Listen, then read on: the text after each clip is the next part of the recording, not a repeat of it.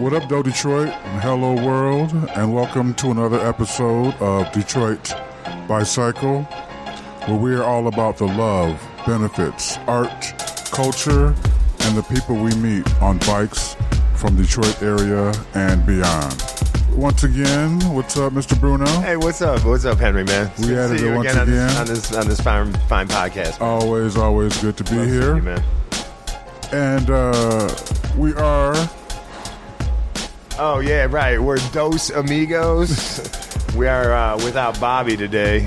Bobby had a situation, man. So yeah, but holding it down here. Carry on. We're down here at 1254 Michigan Avenue, PJ's Lager House. Where we live. Hey, where we live, breathe, and podcast, man. So And live life loud, too. Yeah, living it loud. Come down and check us out. Well, on today's show, we have... All right. So everybody knows that in Detroit, you're not really doing nothing unless you've got at least two jobs. Hence the saying that's most popular is Detroit hustles harder. Well, today's guest, embodies that statement wholeheartedly. Before I break down the number of things that I'm familiar with her doing, let's just introduce today Miss Kelsey Hubbell. Hello. Thanks for joining us today. Yeah, thanks for having me. Hey, thanks for joining us. Thanks for taking some time out of your busy day and coming to hang out and talk to us. So I think, first off, I'd like to bring people up to speed on how we met. And I think our first occasion was specifically through Slow Roll. Mm-hmm. But come to find out, after I followed you and followed what you were doing, I have been to a couple of your events prior to us meeting. Long story short, I used to be a 1989 euchre champion in Van Cook Hall at Ferris State University. So I was actually at several of your euchre tournaments at Always Brewing Detroit. Awesome. But we'll get there. First, I want to talk about some of the other bigger things I think that you're doing in conjunction with Detroit Up North. We'll start with that. Detroit Up North is, I think, what you've been known for. Kind of my baby. Right. You are the owner. Yes. I'm not the founder. I was actually sort of gifted the opportunity.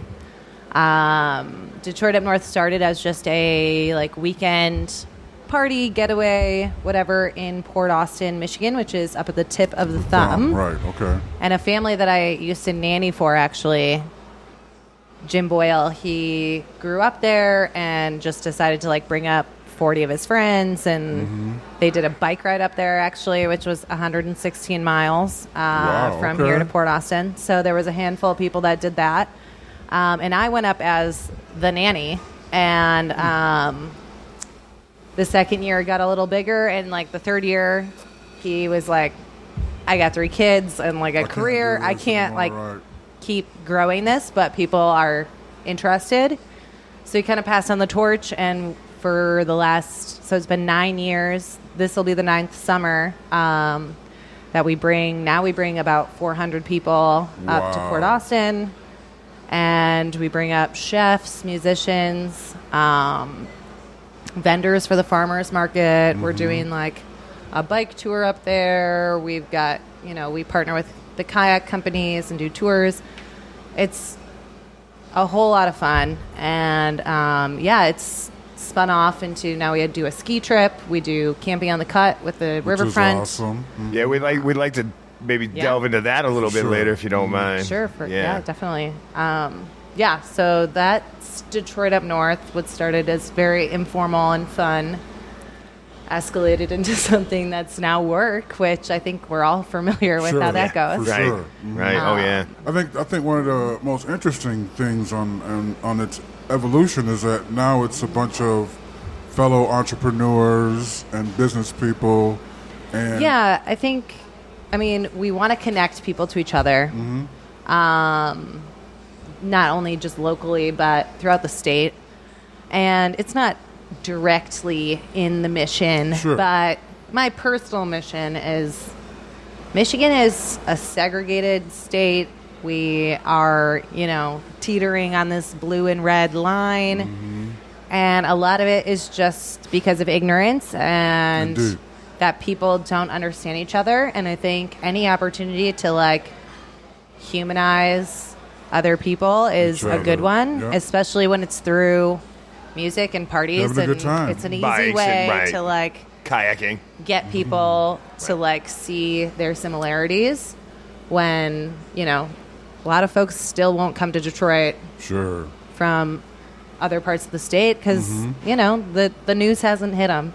Right, exactly. They're still afraid and they still hold stereotypes and, fear. And so we'll just bring Detroit to them, I guess, Sure. Mm-hmm. Any way to break flavor. down the barriers is important to me, I think. So now, adding that event and then the ski trips you do, that's how many major Detroit up north specific So there's trips do you 3 do? trips, Sure. if you include Camping on the Cut, Absolutely. which is local, Mhm. but yeah. So those are 3 major events. I'd like to do a couple more next year. Maybe even not necessarily as big. I don't want to manage a bunch of 400 to 500 Right. person festivals. Events, right. But I love the idea of tailoring some smaller group trips. This year we are actually bringing up Bloomscape, which is a local company. Their team of 15 is coming up as a team retreat. So they're going to do their own stuff that I'm Awesome. helping them coordinate, but they're Okay. also going to be enjoying the festivities and Sure. meeting new people. For sure. So I think there's lots of opportunities to especially as, people are moving to Detroit. So those people that are transplants don't necessarily have a reason to go explore the rest of Michigan, but it's such a That's- beautiful place. Right. Indeed. Yeah. And if I can help to move people around the state in a way that stimulates the economy and connects people to And one stimulates another. tolerance and understanding as well Yeah, while I you're mean, doing it. yeah. Yeah, that's great. Now, I think probably your newest trip would be the Camping on the Cut. Yeah, so this is our second year. We just wrapped up in July. And the first year we did it, it was just kind of brainchild of me and Rachel from the riverfront. Conservancy. Yeah, we we actually had the same delayed flight in Miami. So we got drunk at the airport bar together and dreamed up camping Would on it the be cut. like camping on And the cut? Wow. here we are. So we brought that back to Michigan, and now it's in our second year.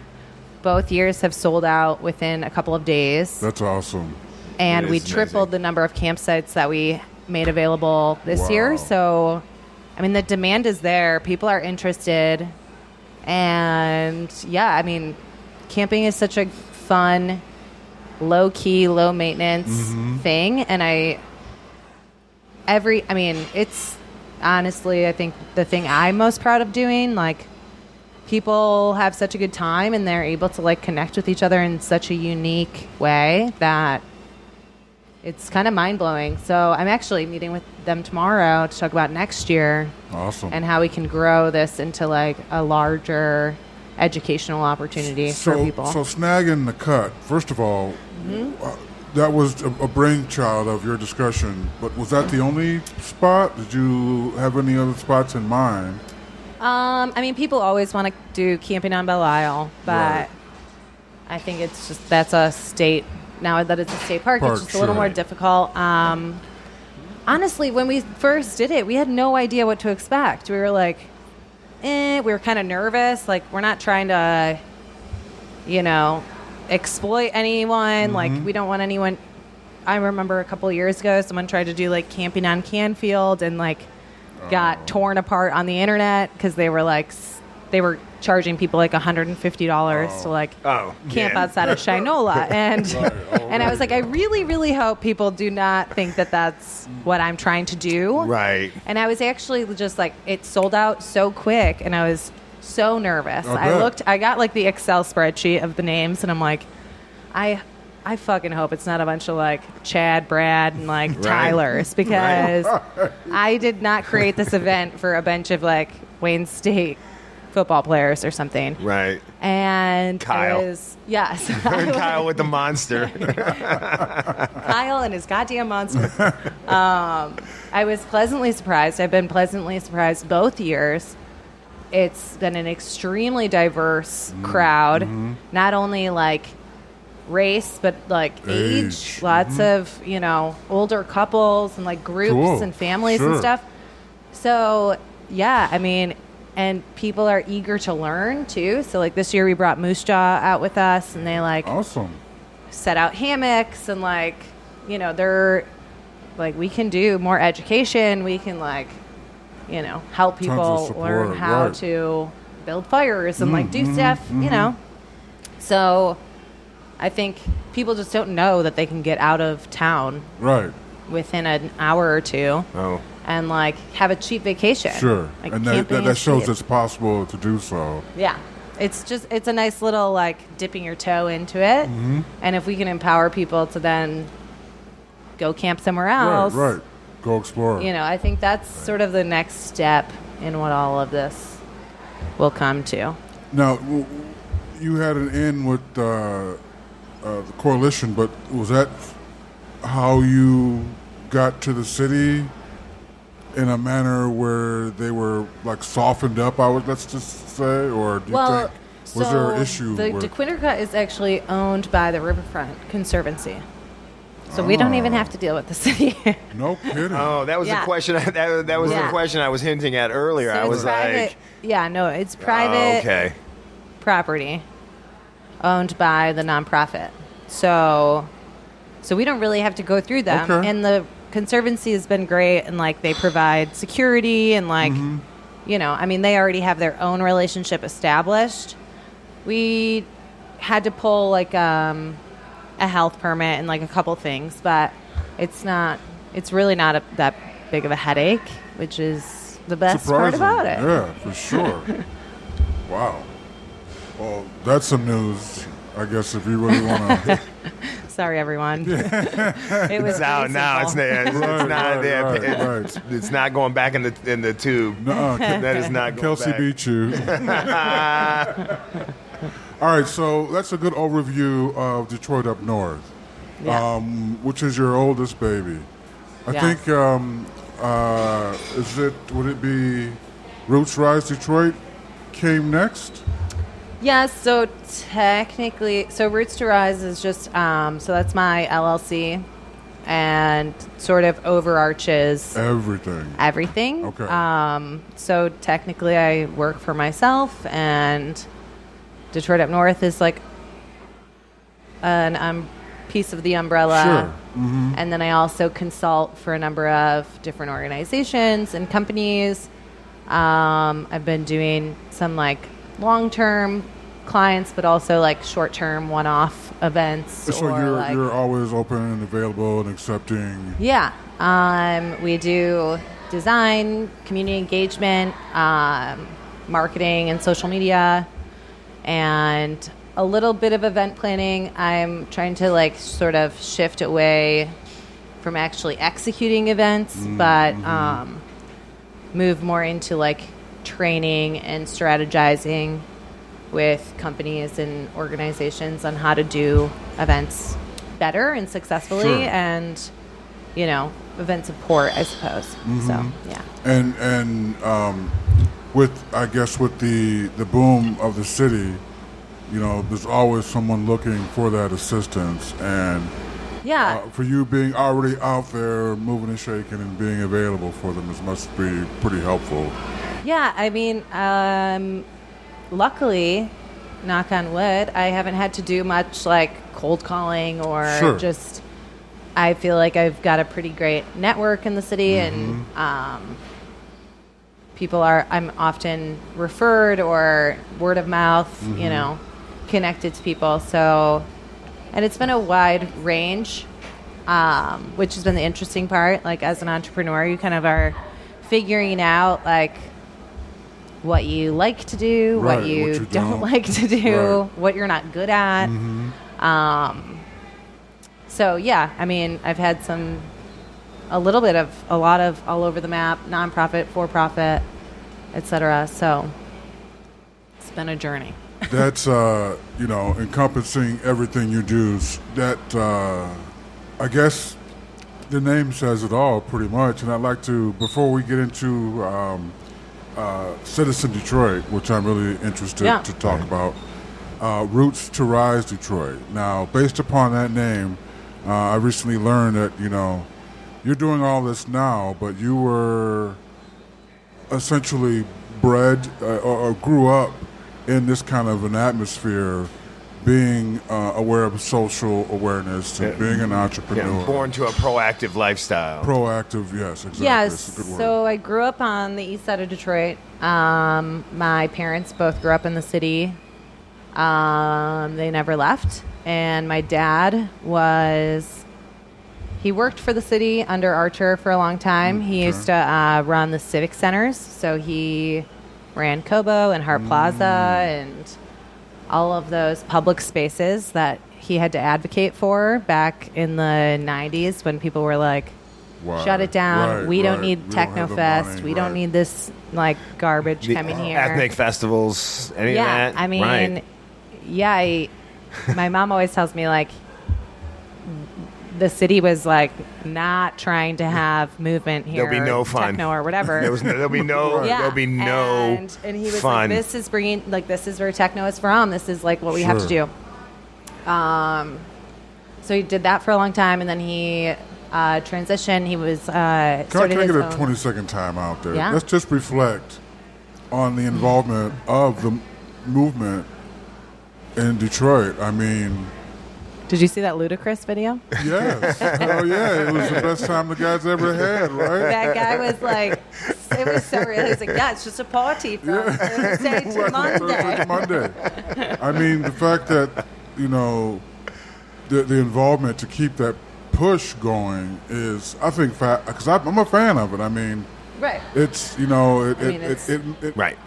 It's not a bad thing. No. I mean, that's just whether you go or not. Sure, it brings people from all over the world to this public space, and to be near that push to keep it going, I'm in awe of it. So I'm just really something new that I've learned. Yeah. I'm sure. I mean, our listeners will be excited to hear that too. I wish that I could have these conversations with my dad. He died in 2008. Mm-hmm. So he did the Canfield Lofts and 55 West and Art Center.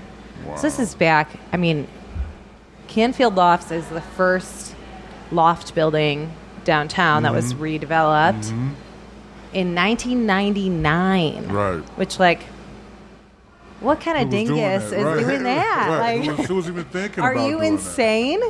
And he just had this vision that was so wild and light years ahead. It's really what's happening now, essentially. So yeah, I just always kind of grew up with that vision in mind, and a dad that just never gave up on it. And you guys would be happy to know he rode his bike every single day to and from his office in Midtown from East Sutter Drive and East Warren. Wow. Way back when holding it down. Yes. So before bike lanes, before before bike shops. Before bike shops. You're fucked. Yeah. Right. You better have a single that you get a flat. Yeah. Yeah, so he was ride or die on the bicycle. With us from very young age. Nice. So yeah, my mom was always the block club president. I grew up with parents that really invested themselves. Your role models were city. Leaders and future driven people. And they never. Shows. And I just truly believe in the name Roots to Rise, to come back to the question. I really believe that in order for this city to grow sustainably and long term, be successful and a safe place for people to live and do business, then we need to remember our history. Indeed. We need to invest in the people that have been here and stuck it out. Mm-hmm. And we have to invest in our kids and, like, education. Education is key. And so a lot of the work that I do seems sometimes a little shallow or, marketing and social media, but I'm always trying to, like, guide my clients to, like, how can we give back? How can we send a message? How can we, like, invest and dig in to the city that you care so much about, apparently.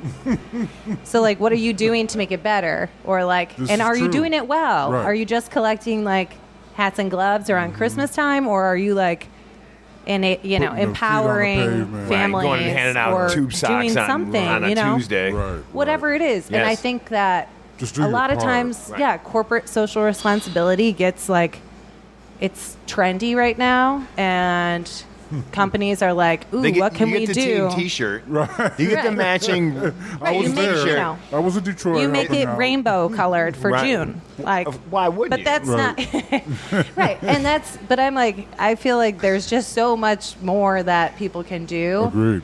That's not necessarily financially more, but like, if you're a digital marketing company, like, stop collecting fucking socks. Like, reach out to a nonprofit that doesn't have a budget for a marketing team and offer to do their stuff pro bono. Like, do what you do best. Do what you're already doing. Yep. So I don't need the marketing director operating a weed whip. Right. Like, you know what I mean? Like, it's cool. It's nice. I do every appreciate once in a while, it. I do appreciate that guy doing that for that photo op. But, like, in real life, like... Well, and I think people want to give back. They just don't know where. So I am, functioning as this middleman. Yep.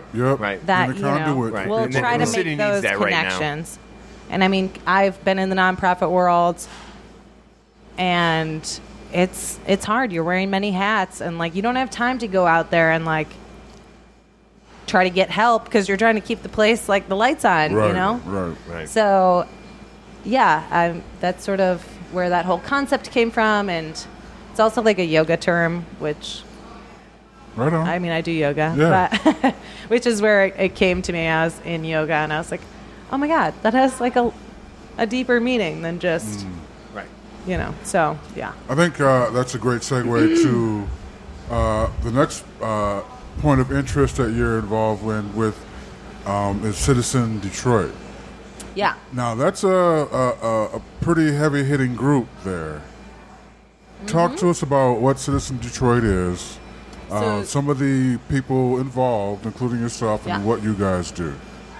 Yeah, so Citizen Detroit is an organization that started through Wayne State by Irvin Reed and Sheila Cockrell.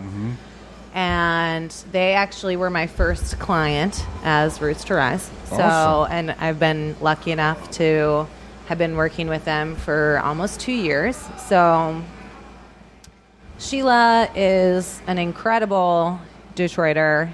Born and raised. She served on city council for 16 years. Several years.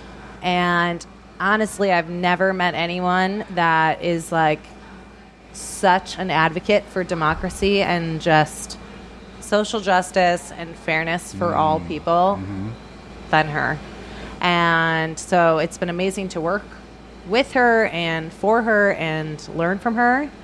And she knew my dad well, and, like, so it's always nice to come full circle, right? Come full circle. But so we do civic engagement and voter education, which is so important right now. It's so important, and I think it's getting more challenging right now too. It is, because there's just so much that we're bombarded with through social media and all of that, and on top of that, I mean, obviously, voter restriction, voter suppression. That's another level to it as well. Yeah. I mean, just the idea of, like, you show up and your voting precinct's been this elementary school for so long, and then you show up and they're like, oh no, you gotta go, you gotta take this bus, this other, you gotta take this connect, and people are like, yeah. Well, I mean, our government doesn't want us to vote. That's why they make voting on a Tuesday, and everywhere else, they don't give you the day off. Every other democracy like that we monitor, that's a national holiday. Right. You take it off. Mm-hmm. Right. I mean, like, you would think they're talking. There's more. There are people that are more motivated to have the Monday after the Super Bowl off as a national holiday than Election Day. Yep. That's a problem. Yeah, it's very upsetting. Right. And so we do some amazing events all year round. We're locally focused, but we obviously touch on state and national things. God, we do so much. She is amazing. And the team is amazing. We've grown to about 15 of us, I think.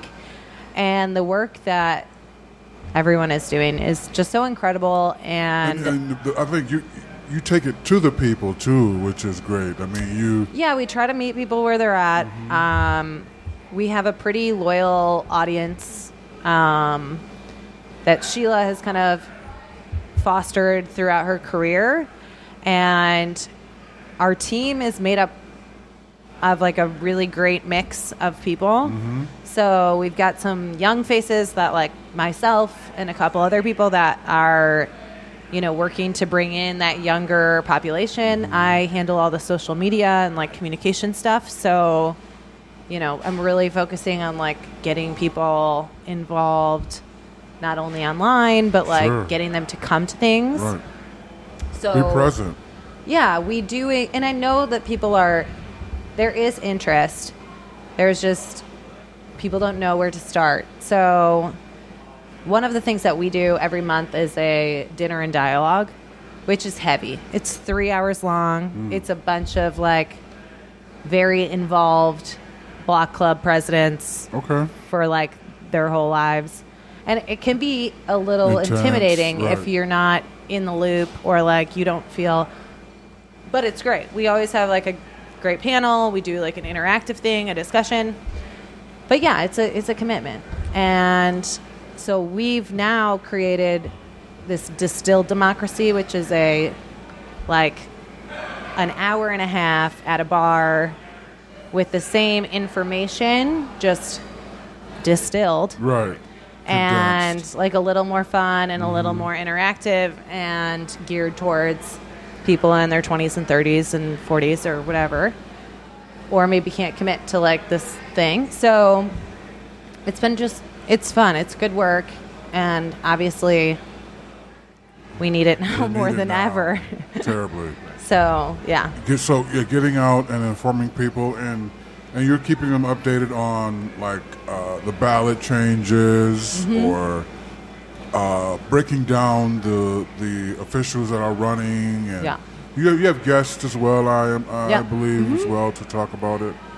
So that's a great thing. Now, how long have you been involved with Citizen Detroit? A little over a year and a half, almost 2 years. Okay. And were you were approached, or how did I get that connect happen? So I had known Sheila, just, who she is. And then I'm actually friends with her daughter, Katie.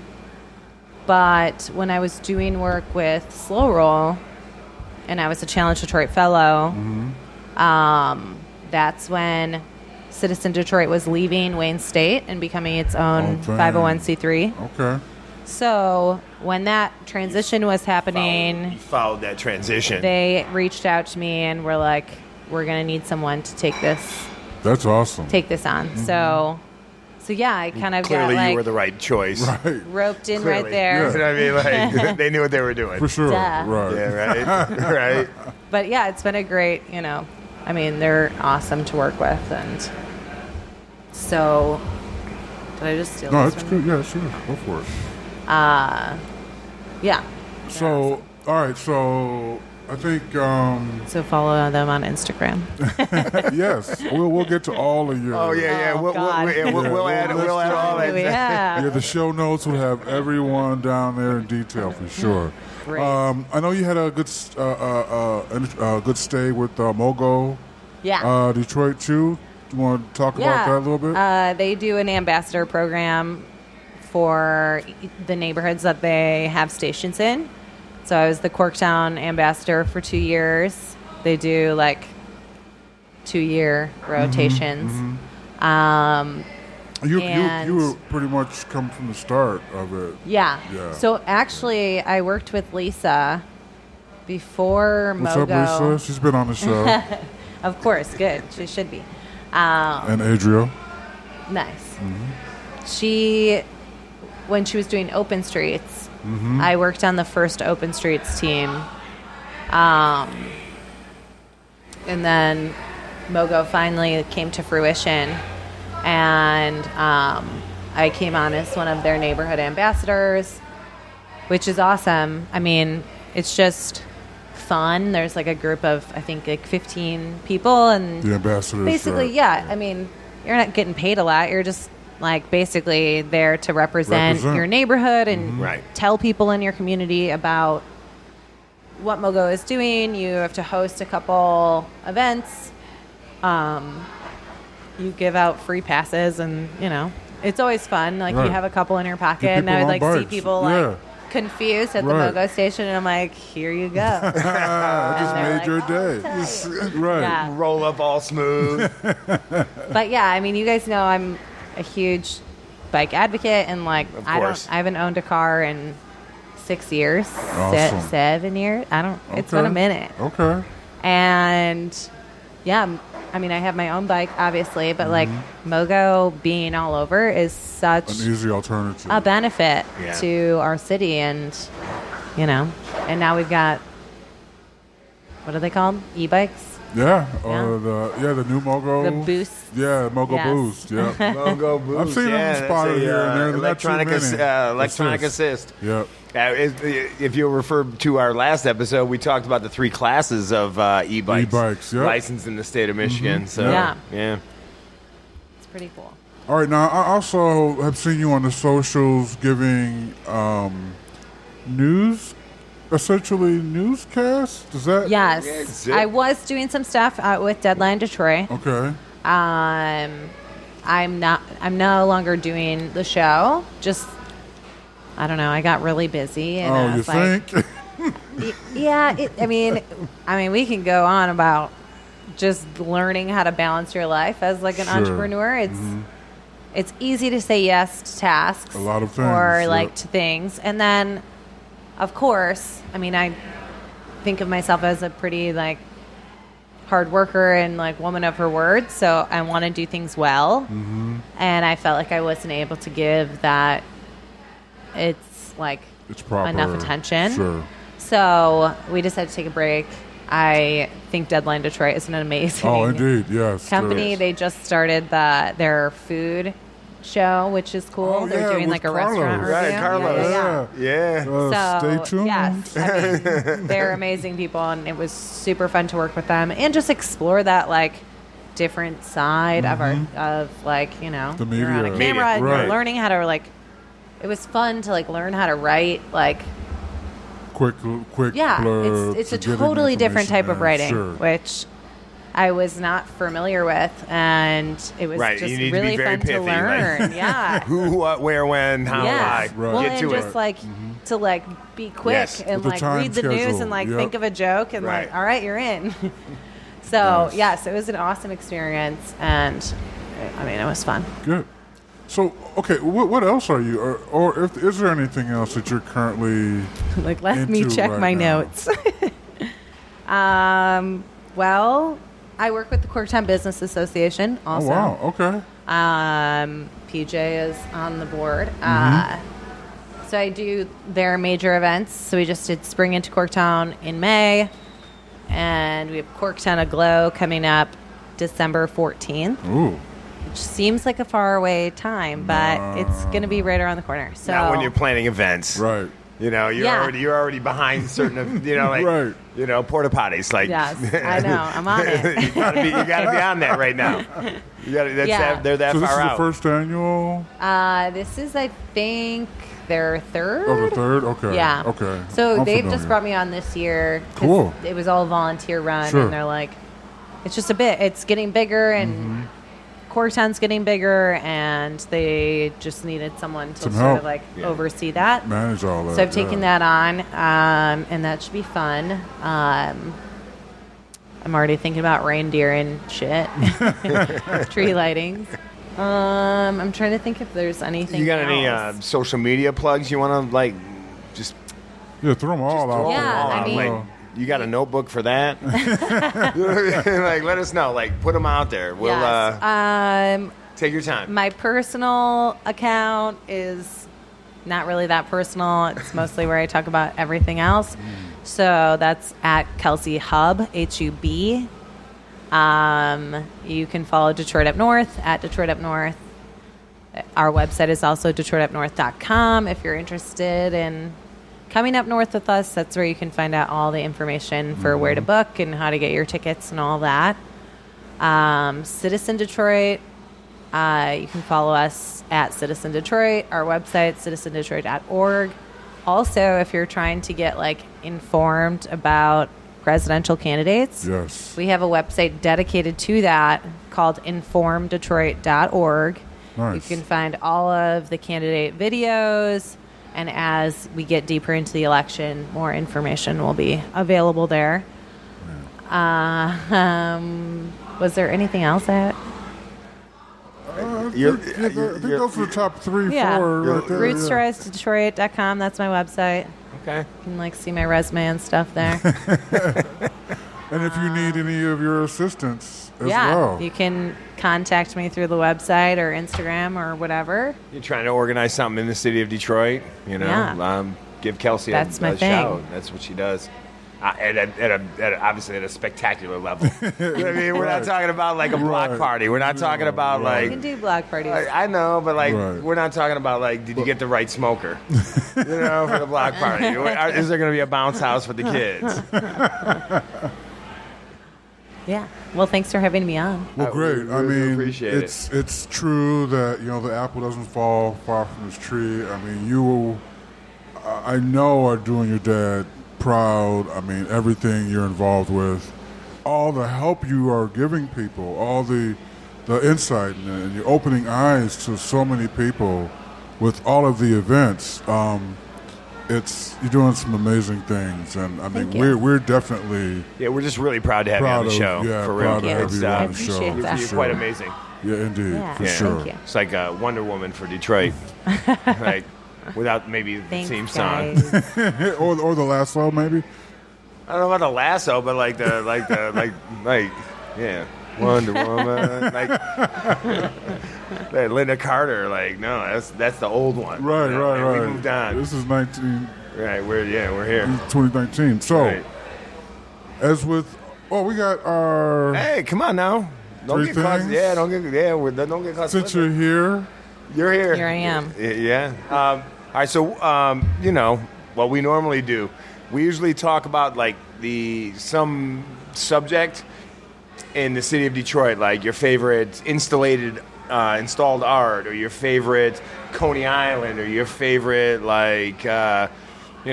place to ride your bike. So today, since we know you in many ways, we also know that you shot in a beer kind of sometimes. Yeah, I might have done one of them. You might have either A, served them or done them. Right. And for the record, if you've hung out in the city in the last, 5 years at least, in half a dozen 10. or more Mercury establishments. 10 years, yeah, Mercury. Yeah, 10 if you years. go back to the Mercury, you managed the Mercury. She has, without a doubt, has probably served you up. Yeah, right. With your favorite shot. If you go to shitty bars, I've definitely taken care of you. All right, so the question then was obvious.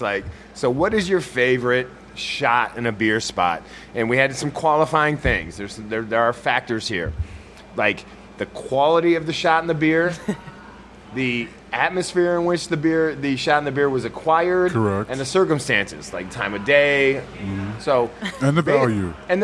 Right. Yeah, I mean, there has to be value. You can't just go in and get a shot of Jameson's and a PBR and pay $20 and think that's the spot. Right. No, that's not. No, right. Don't go back. Right.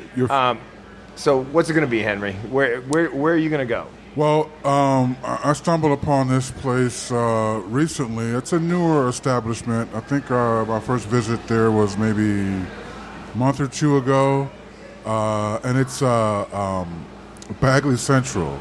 Ooh, yeah. I like that place. That is a nice call. I got there during happy hour, and there was a nice little happy hour menu, and I think it said well shot and domestic beer for, I think it was $4. Oh, So wow. we're going to $4 or $5.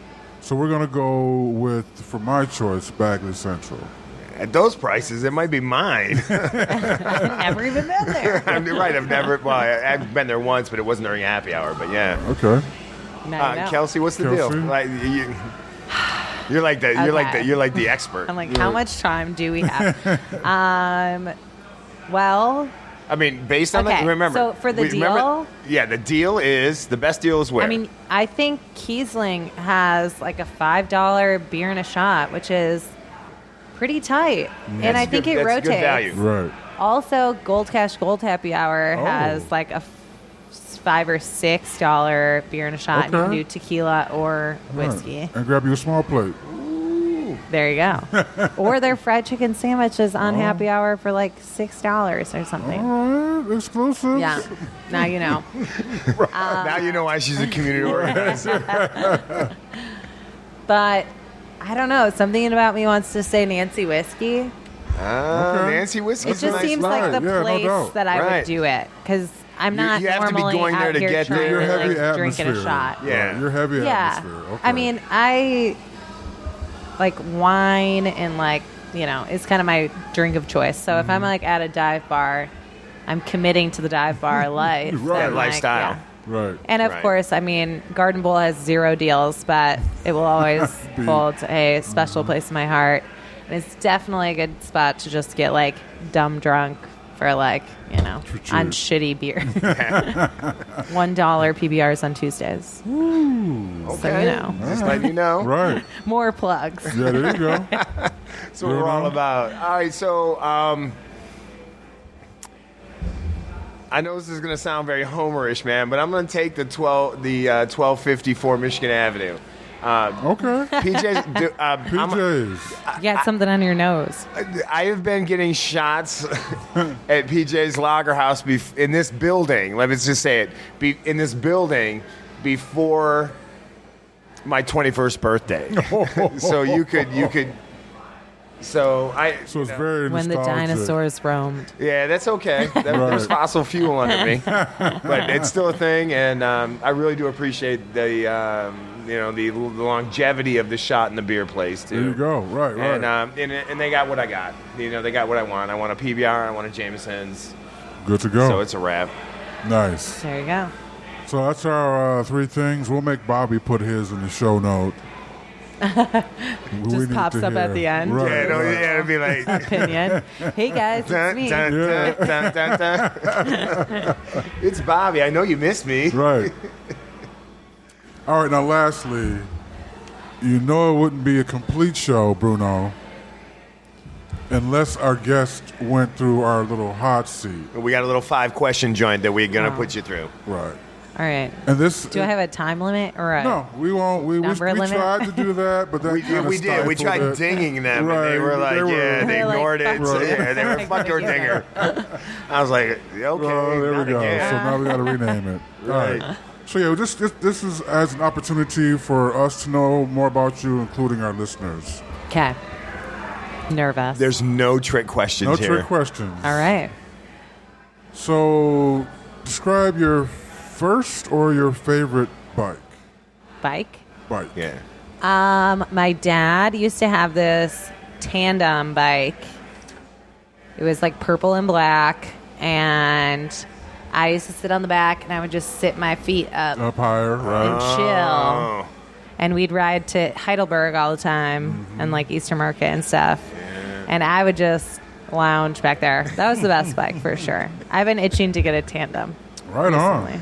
Okay. That's a first. Favorite bike. Never even actually pedaled on. Yeah, I didn't pedal it.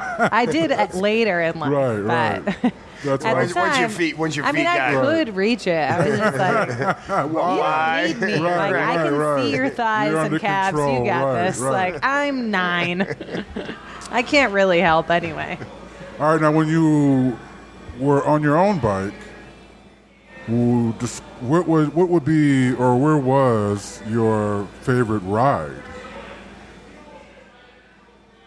I mean, now you're on your bike now. Where's your favorite rip? My favorite. I like riding on the west side because I'm such an east sider. So like, it's sort of a new undiscovered world. Exploration aspect of it, yeah. So it's always nice to like Hamilton is a good road to ride. Grand River is kind of cool. There's lots of just like stuff I never knew existed. And there was a summer a few years ago that I was like riding out to work on a campaign every Saturday, like go canvas neighborhoods on the west side. And I was like, just had no idea where I was. Learned so much about that side of town, and I don't know, it was a cool ride, and then just cool, interesting, not always cool, but interesting time knocking doors. West side? Over there. Is that boat still on Hamilton? Like, is that a thing? No, I think it's in that display down on Rivard. Is it now? Yeah, okay. So currently, you mentioned that you've been a cycling commuter for the last 6 years. You haven't had a car in the last 6 years or so. Yes. Was there a time period where you got out of cycling, or do you think, or were you always had a bike nearby? When I always had a bike growing up. Like our parents were like, "Yeah, you can ride your bike. It's fine. Like no Especially rides with your for you." riding, yeah, we didn't get like rides to friends' houses. Right, It was like if you can ride your bike there, you can go.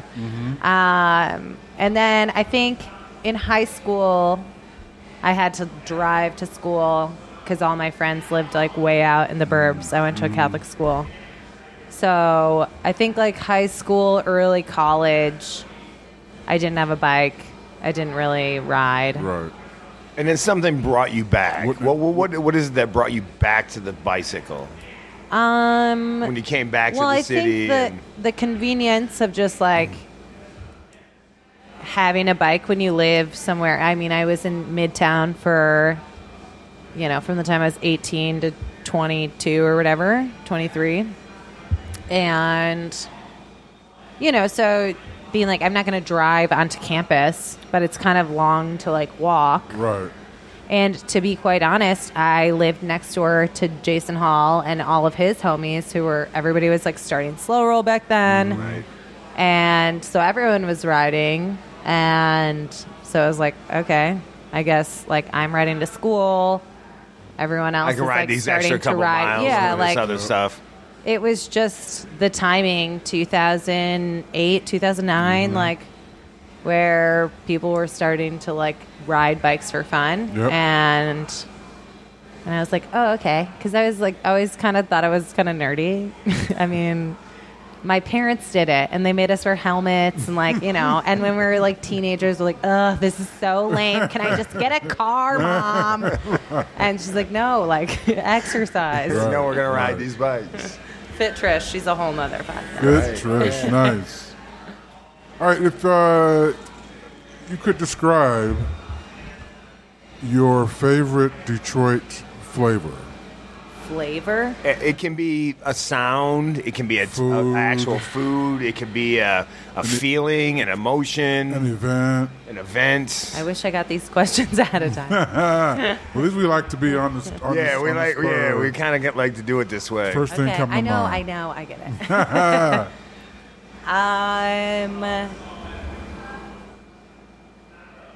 Flavor. I'm just gonna go with like the literal flavor. Sure. And I'm gonna go with Buddy's Pizza. Okay. That works. Solid. It does. Solid completely. Choice. My father would be 100% in compliance with you. That was his joint. That was a go-to. Like when we went out. Like as if a you kid, ever went out as a kid, that's what I think of. You had to put on like clothes. Yeah. Like you weren't just be on like your best behavior. don't touch shit. Right. Don't ask for shit. Right. Just eat that slice. Yep. And that little antipasto. Mm-hmm. Nice. All right, Buddy's Pizza. What up? Right. And our last question. open your mind, and if you had one wish for the city of Detroit, what would that wish be? I hope that, or I wish that we would invest in schools so people can actually live here and stay here and, you know, raise a healthy and smart and happy next generation. Yeah, we're getting to the point now where the people that are moving down here, they're like, they want to stay. Where are they going to send their kids? Well, and a lot of them, I mean, the reality is this generation, a lot of us aren't having kids. Correct. Or we're not having kids till later when we have more money. And therefore we can send them other places. But, I mean, I think every child deserves a public school education that will, quality, you know, get them to a livable and their best wage. Their best self. Right. Yeah. Exactly. I mean, that's going to unwrap their best self. Right. Yep. And yeah, we don't even have that seems too far out of reach, honestly. It's like the fact that we're even I really just want kids. We need to make sure that our kids are taken care of so that people can stay here because and be the Detroit to make it we all to make want it to be. Sustainable. yeah, Right. I mean, It's not sustainable without the children. Well, you and got to water that seed. my generation has so much student debt and so much we can't afford to put our Bring a kid in family, private right. school or and nor should we have to. Right. We shouldn't have to. Your kids should be able to walk to school. Right. There Get should be a a safe quality route there. education. Be safe with it There as should be a well. safe route get there a and back. quality Yep. education and Yep. Right. get a job or go to college after that, whatever they choose. Right. Be their best self. Be your Yeah. best self. So yeah, there you go. Fantastic. 5 hot seat questions by Kelsey Hubble. I did it. Kelsey, we thank you again being Thank you for such having a me. busy woman, taking the time out to come hang out with us. Yeah, of course. One last time, you want to plug all your stuff real quick so our listeners can grab a pen right now and write all Grab this your down. pens. RootStrideDetroit.com, DetroitUpNorth.com. You can follow me on Instagram, Kelsey Hub, Detroit Up North. Citizen Detroit is a good one too. Yes, indeed. Yeah, that's it. I'd like to thank you for being on the show. Thanks for having me, guys. It's been our pleasure. Yes, for sure. You've literally added to the quality of our guest list, which was already pretty high quality. We're trending listened up. to Man, some we're of them. definitely It was trending good. up. Yeah. We can't guarantee that in the future, but right now we're trending up. We got a great baseline. I just want you to know, Kelsey, you are on the #1 rated bike podcast in the city of Detroit. Ooh, nice. You heard it here first. You heard it here first. There are Bruno. Subscribed. There are not, Right on. there are Have not you? a whole lot of competitors, but we're out there.